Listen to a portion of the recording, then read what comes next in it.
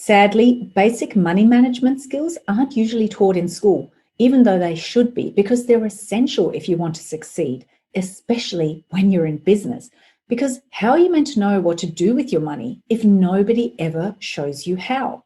So in this video, I am going to give you some practical money advice, and I'm going to share with you the 3 golden rules for financial success in business and in life. For more tips on all things money and mindset to help you build an aligned and abundant business so you never have to worry about money again, be sure to subscribe to my channel and click that notification bell.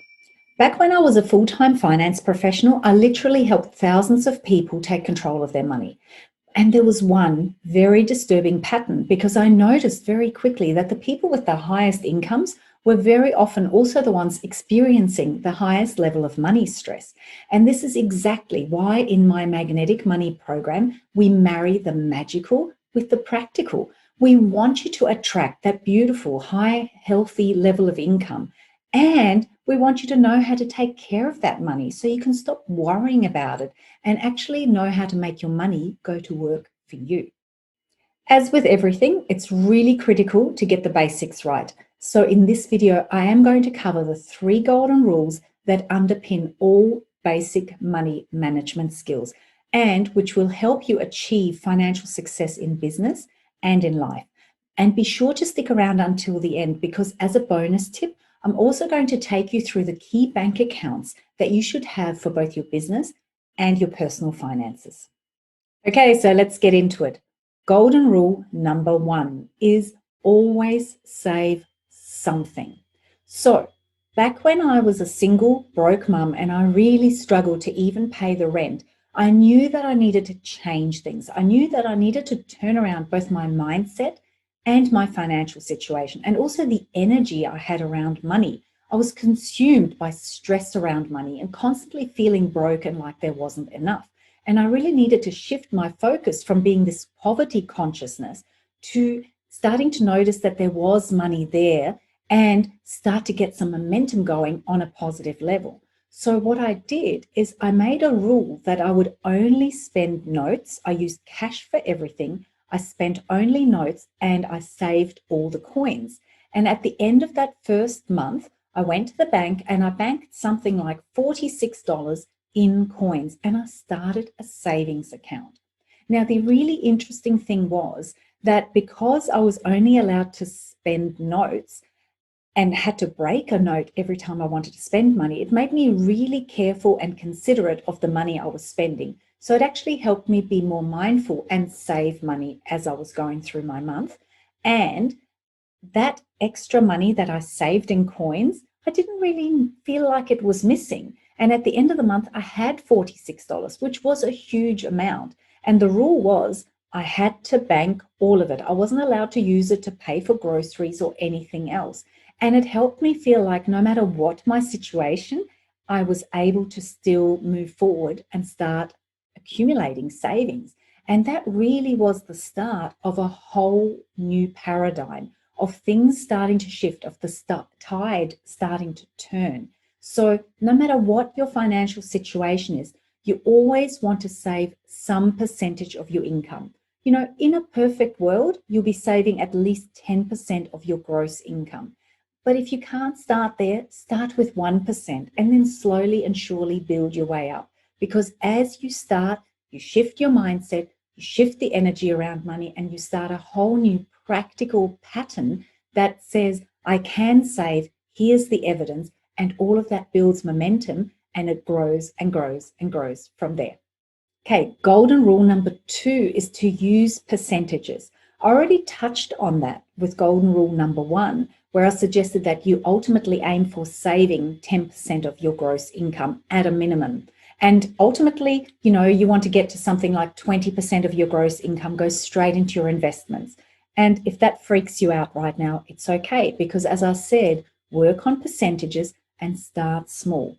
The key and the reason why working with percentages is so simple is that you can keep using that same breakdown no matter what your level of income is. So whether you're earning $1,000 a week or $100,000 a week, if you say that I'm going to save 10% or 5% or whatever the percentage is, the percentage never changes. And so that's really powerful because it helps you stay on track and it ensures that you always live within your means and that you're still moving forward. So by having the percentages, it eliminates that temptation of, oh, now I'm making more money. How about I spend more money? How about I sign up for a bigger mortgage, a bigger car loan, a bigger holiday, a bigger everything? And before you know it, all the money's just disappearing. And that actually happened to me when my income started to take off and I was making that 6-figure plus income, but my expenses had all grown to match and there really wasn't any extra left for me. But by switching to percentages, it meant that I was always allocating money to fun stuff and wealth creation and paying off debt and all of the things that needed to be covered and paid for in the right proportions. So the percentages don't need to change as your income grows, which is a really cool way of making sure that you're on track, that you're living within your means, and that you're also moving forward. So golden rule number 2, use percentages. And then golden rule number 3 for financial success that should underpin all your basic money management skills is that you get really clear on and you focus on your number 1 financial priority at any given point in time. So what this means is that if you want to experience that financial success and move forward and move through your wealth creation plan, you want to make sure that at any given point in time, you are 100% clear on what your current number 1 focus should be. So that will vary depending on where you're at in life. At certain stages in life, it might be all about eliminating debt.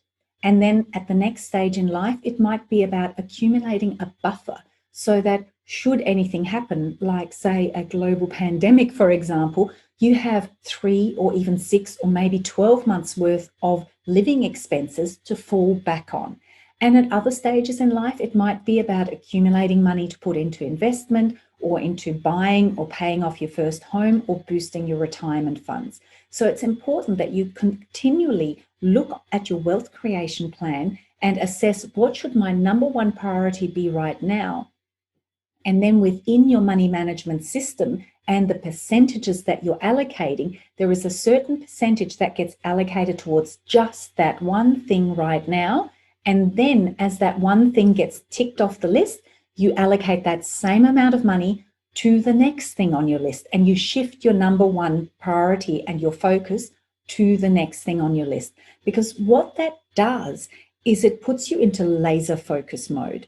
And so you accomplish that goal, that number 1 priority, so much faster.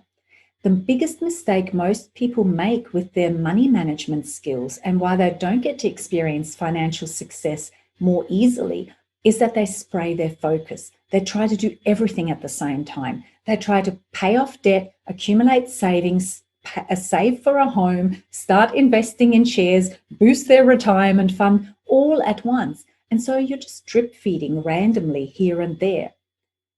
When you stop and actually get clear on what your number 1 priority should be right here, right now, then you can put all your focus on that one thing, knowing that you are absolutely focusing on the thing that is most critical, most important for you right here, right now, and that will propel you towards financial success the fastest.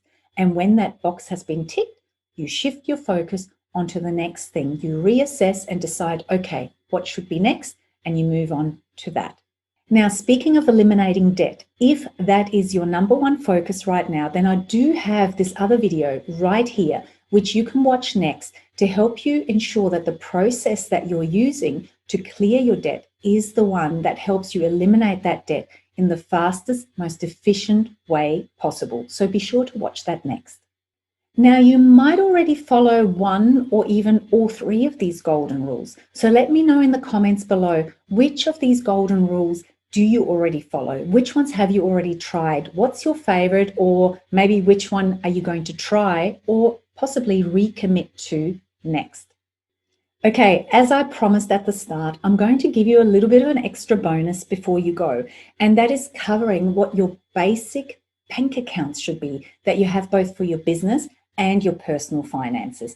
And this is actually a lesson straight out of part of the Magnetic Money program, because it's really important that the practical infrastructure you have in place really supports your money management system. And that is what allows you to then put it all on autopilot and make sure that all the percentages is correct, that there's always the right amount of money being saved, and that everything's being taken care of, with your number one priority at all times being the key focus. So having the bank accounts in place that allow you to then set up that entire system is really critical. So let's go through what they should be.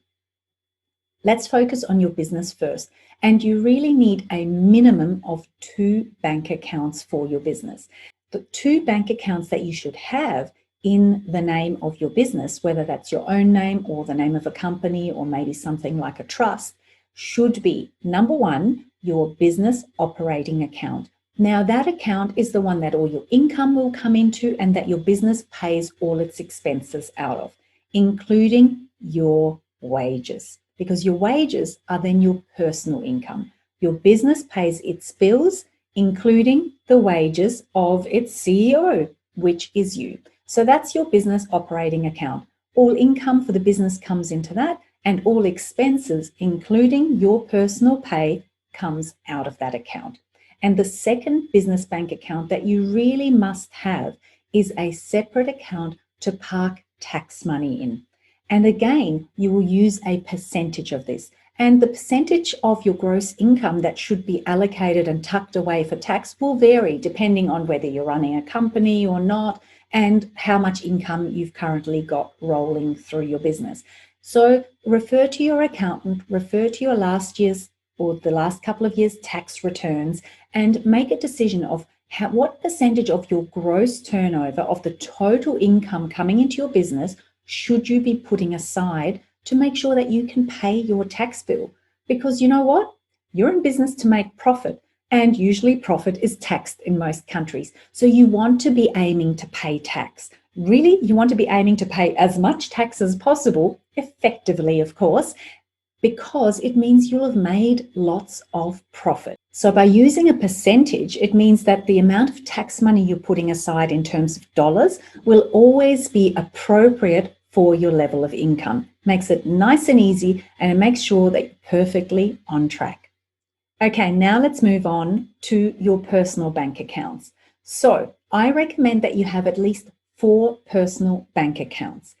The first one is your bills account. So the bills account is generally the one that all income or personal income is paid into. And remember, your personal income is not your business's gross income. It is the income that you receive as wages or salary from your business, plus any other household income. So all of it comes into the bills account. And from that bills account, you set up direct automated debits, because the less you have to think about this, the better, for all your regular household bills. And I'm talking things like insurance, electricity, gas, all those personal expenses that are going to be ongoing. And then the second bank account that I strongly recommend you have separately is a cash spending account with a spending card, an ATM card, an EFTPOS card linked to it. Now, in our household, we have one of these each, and that's where all your discretionary money goes into. The money for your discretionary spending, your fun money, the things that you can choose to spend on or choose not to spend on.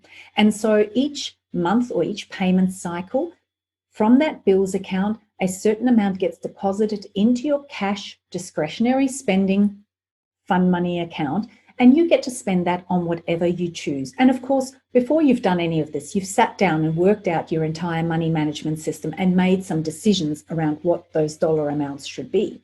But you need this infrastructure in place, remember? So cash spending account means that that's the money you get to spend on the fun stuff, like going out for lunch or maybe having a massage or whatever those things are. And when the money's been spent, you've had your fun, and you're not going to be tempted to dip into the bills account, because if you do that, you might have trouble paying the power bill when it comes in, right? So everything is nice and separate. Now, the third type of account that I recommend you have is what I call the extras, or the big splurges account. So you want at least one of these, and it's really short-term savings, but for spending on big ticket items or on maybe annual items. So things like Christmas gifts or birthday gifts for the kids, or things like your annual family holiday. So you want to have a separate bank account, at least one, to cover those things. And some people like to have several separate bank accounts. They might have a holiday money account and a Christmas and birthday presents account separately. So those extra items should be in a separate account because they're big ticket things that happen seasonally. And so you don't want to mix that up with your everyday spending or your everyday household bills money and find that, again, you might accidentally run short. And then the fourth type of account needs to be a savings account. Now, depending on where you're at in life, that might be just a cash savings account, or it might be an investment account, or it might actually be your shares investment that you keep building on. But it's savings. It's long-term savings for either emergency money or for investing and growing your wealth. It's not money that you're planning to touch anytime soon. So it's very different to those extras accounts. They're not really savings. They're just you putting money aside all year long so that when Christmas comes, you can buy some gifts for the family. This is wealth creation. So savings / wealth creation. And you want to make sure you have at least one bank account where money can accumulate for that and doesn't get mixed in and diluted by either cash, fun money spending, or household bills. So with all of this, as I've already mentioned, the key thing is to have a system in place and to have made those decisions of how much money should flow through all of these accounts before you even get started. And this is what we do in the Magnetic Money program. But before most people can go there and set up their money management system, they actually need to start looking at creating that ecosystem and shifting the way they think about money and the way they feel about money so that they can then go on to shift the way they deal with their money. All of that together is what allows you to unlock your six-figure plus income and stop the old sabotage patterns so that that money is flowing to you freely, staying around, and you actually know what to do with it. You can put it into your money management system. You can put it into your wealth creation plan. You can let it flow through those bank accounts with the appropriate percentages and give every dollar a job to do. And that is the fast track to financial success. So I've created a free new masterclass that I'd love to invite you to watch. It is called The Secret Code to Unlocking Your Six-Figure Income. And it's available for you to watch right now, free of charge, at the link in the comments below. So hop on that now, and I'd love to see you in that masterclass. Also, be sure to check out these videos next to help you get confident and in control of your money and to ensure you really get those basic money management skills down pat. And if you enjoyed this video, please hit the like button. Be sure to subscribe to see more videos like this. And until I see you next, make sure you remember that it's time to embrace your unlimited potential. Bye for now.